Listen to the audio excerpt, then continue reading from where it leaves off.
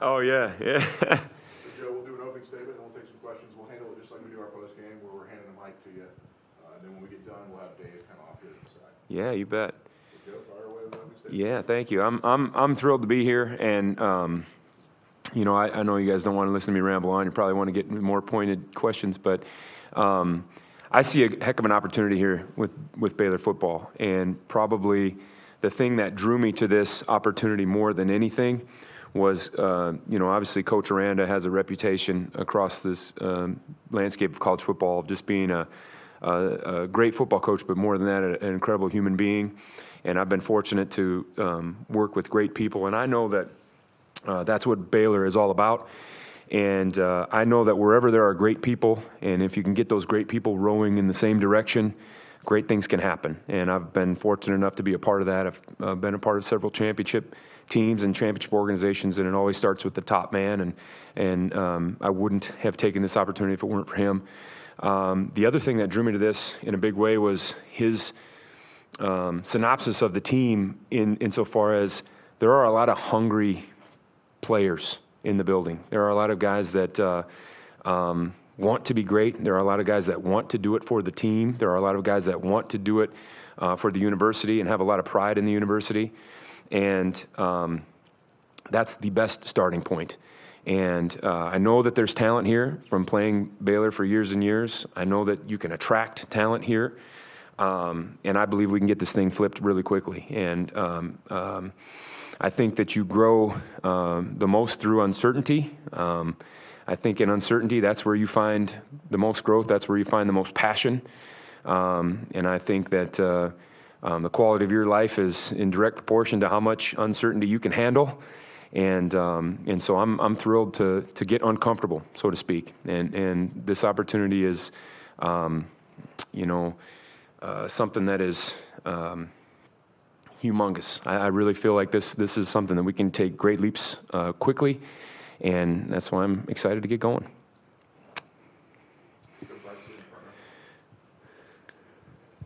Joe, Bryce Cherry, Waco Trib.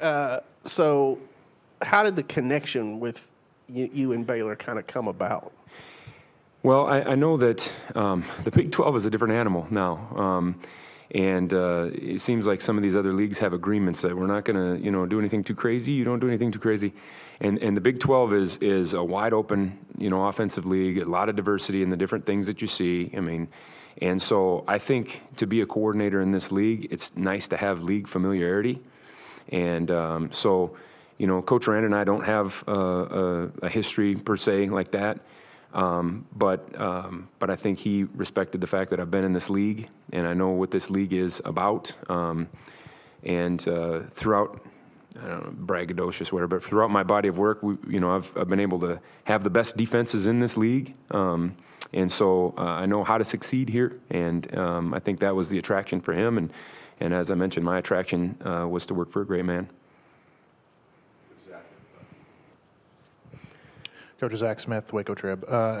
Coach Aranda has his own scheme, his own style, all of that. How much do you kind of fit with that, and how much change do you expect to make from a scheme perspective on the defensive side? Yeah, I know that one of the things Coach expressed to me is, his desire to be a head coach, and I know that I don't know how he did it. That's an awful lot to handle a team and run a unit and do all those things, and so I think he wants to, do the things that he's good at is managing people. And so there will be considerable changes to what we do and what we may look like.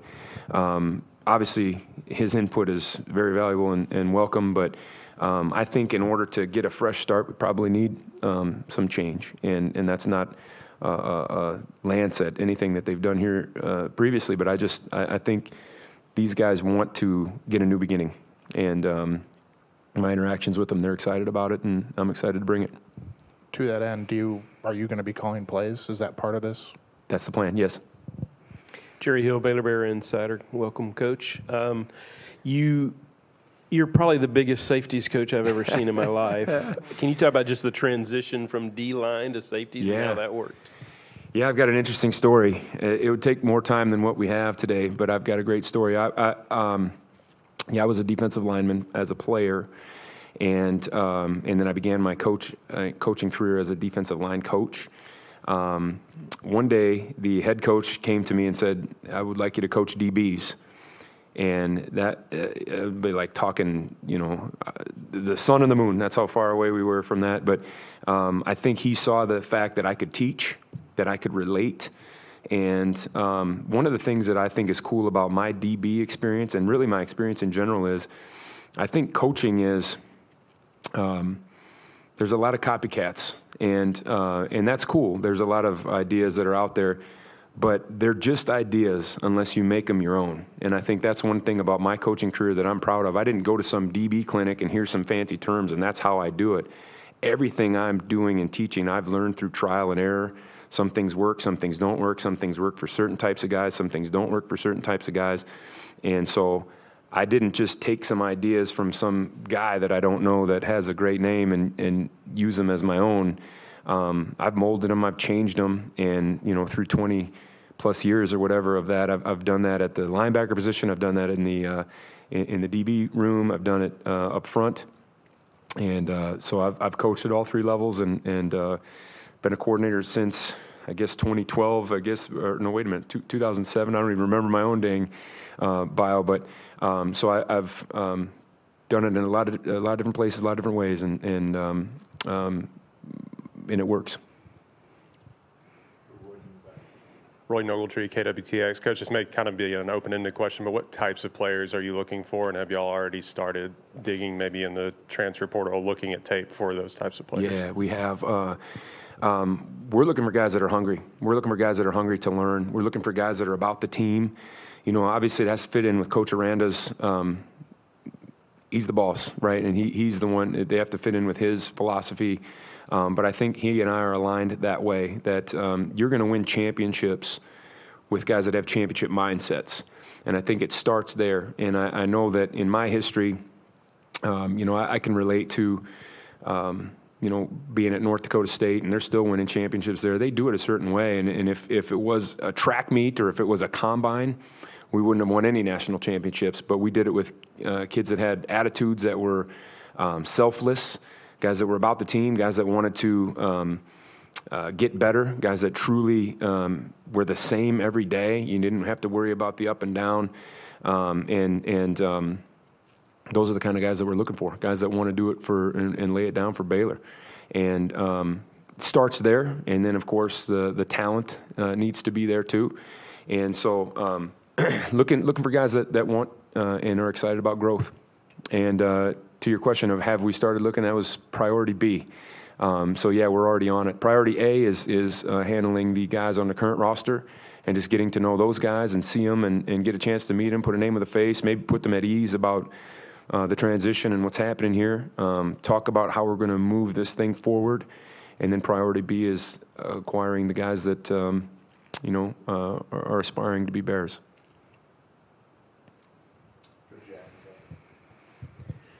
Jack McKenzie, Signum 365. Where are you and Dave at in the process of filling the defensive line coach role, and what do you guys prioritize out of your defensive linemen? Yeah, Coach and I have talked about a couple of guys. I think it's very close. Obviously, it's advantageous to get someone in that position before January 2nd. Probably a necessity to get that done, so we're working as quickly as we can to do that. I think out of the defensive line, the number one thing that comes to my mind is disruption. And they come in all shapes and sizes, but philosophically where I'm at is I want the D-line to be as disruptive as humanly possible. And so if we can get guys up there that are causing havoc and both in the run game and in the rush, that's the priority. I know that sounds too common sense maybe, but one of the things that I've been able to do over the years is help the team create turnovers.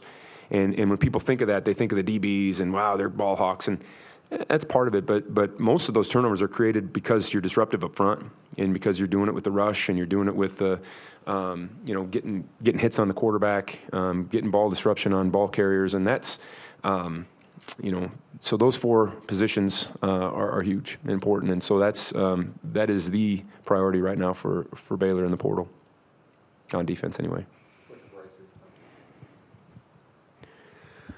Coach, you mentioned that back your guys might not have won a track meet back in the day, but Or a beauty contest. but and you also mentioned you were looking for hungry guys. Mm-hmm. I assume if you find like some DB that runs 4.4, also a hungry guy, you'll take that guy in a heartbeat, right? Yeah, and I think we have a couple of them in the room. It was interesting that when I got here on Friday, there were a couple of guys in my office already and just sitting there waiting, and I'm excited about that. But yeah, you bet you want to prioritize guys that have the ability to play at this level. It doesn't, my wife might be really hungry, but I don't want her playing DB for us, So I think that there's certainly a baseline of ability that you have to have too. But I think that my point being, I think they come in all shapes and sizes, and I think that if you get the right recipe there, magic can happen. You said part A of your plan was kind of talking to the guys that were here and retaining some of that. Have you talked with Keaton Thomas yet? What do you think of Keaton, and how much of an anchor can he be for what you want to do on defense? Yeah, I talked to Keaton actually before I got here. I called him on the phone. Maybe it was Thursday night. I can't remember, but I think he was the first guy I talked to, and not necessarily by design or whatever, but I just know that name, and I know how important he is, and so what I'm fired up about him is I think he really loves football, and you can tell by the way he talks. You can tell that he cares about the team by the way he expressed some things to me, and so I'm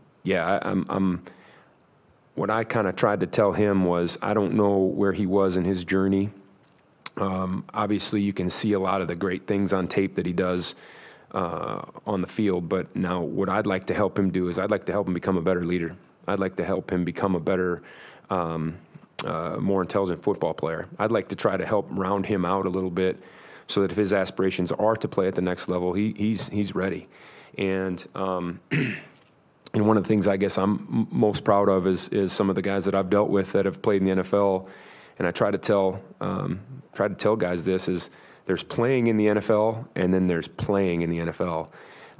If you're a good player at Baylor, you'll have a good chance to play in the NFL, meaning you're going to get in a camp, maybe playing a couple preseason games, and, that's great. You'll have stories for the rest of your life. But there's a difference between that and making a team and playing for multiple years and getting a second contract and, making a living playing this game. And the difference is not ability as much as it is your understanding of the game and your understanding of situational football and your understanding of taking care of your body, your understanding of being having some maturity to do all the little things right consistently and the discipline to do that. And I think I'm a good teacher of those things, and I guess time will continue to tell, but it's worked for me so far. Coach, for the layman like me, what is the scheme that you are looking to run, and what can fans look for when they're just watching the game? Yeah. Without getting too specific on those things, but we did. I've been able to work through a lot of different systems in my time, but primarily we were a 4-down front that had the ability to get into some odd spacing. I don't know if that's a layman's term or not, but could work through both of those worlds. And the coverage stuff, although it's plain, has a lot of diversity to be able to change and move and melt, and they all fit in just a few families, but you can make them look a lot of different ways. And so simpler for the players, but probably has the ability to look very multiple to opponents. And what's kind of cool is my history. When I was at North Dakota State, we were a 4-down, team, and felt like we did that stuff as well as anybody. Played a lot of quarters and did some other things, but felt like I could coach that through anything. And when we got to Kansas State in 2019, we had success in 2019 on defense and as a team, but that was really just because we were new and different, and players bought into us, and we weren't very talented, but we did, kind of had a new energy, and that was good. And then 2020 was the COVID year, which had, its own unique set of challenges, but we weren't very good. And after that year, Chris Klanderman and myself sat down and said, is what we're doing really right for the Big 12? At that time, the Big 12 was a little bit different offensively, and there, was a wide open RPO all over the place. And the teams that were having success at that time on defense were Baylor back then, and Iowa State. And the common denominator was they were 3 high safety teams. And so we kind of jumped into that world. I shouldn't say kind of. We jumped into that world with both feet, not knowing anything about that. There's nothing in my history, and nobody came in and said, this is how you do it. It was just grinding tape and trial and error and, things I mentioned before. And, we did that up until this past season. And this season we went back for a number of reasons. Number one is I think the Big 12 is shifting a little bit, and a lot of people have kind of caught on to that 3 high safety thing. And since then it was kind of a shock value, but since then Cincinnati's doing it and Oklahoma State's doing it, and so it's something you see more weekly. But the other reason was recruiting wise, I think it's hard to recruit really talented, even though we did an all right job with it. It's hard to recruit really talented defensive linemen into that. Nobody wants to go be a 4-eye, people want to rush and people want to do stuff. So it helped with that. And we had talent on the D-line. So we wanted to get as many of those people out there as we could. So went back and got back into the 4-down world. And I think, in my evaluation, I didn't think we were great on defense there this year relative to what we were used to, but we did get a lot better as the year went on. And I think what I learned was how to install it, how to make it simpler for players, I worked out a lot of the bugs, I guess is what I'm trying to say, so that, if we go down that road again, I know exactly how to do it and how to present it better, so that we can expedite the process of getting better quick, because Auburn's just around the corner.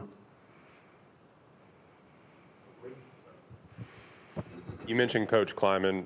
Obviously, he retired, but what did you take away from your time with him, and what has he meant to you in your career? Phenomenal People person. One of the best people I know. His motto is, I want to impact someone on a daily basis. And if I've taken nothing else from him, and he lived it, that's it. And I owe a lot to that man, and so thankful for him. And I hope that I can live up to the standard that he set that way. There wasn't a day that went by where, it didn't matter who you were or what your role was. We all had a role within the organization, and he was touching your life. And I'm hoping that I can do the same.